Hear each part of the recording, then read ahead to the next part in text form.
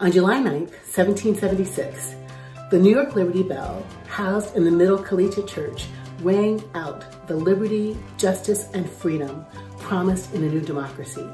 It has rung for the inauguration of every U.S. president and for important events like the death of Trayvon Martin, the death of John Lewis, and 9/11. It also rang for the election of Joe Biden and Kamala Harris. On December 5th, a fire destroyed our sanctuary.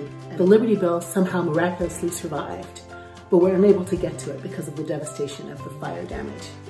However, because of the magic of technology, we do have bell sounds to ring today.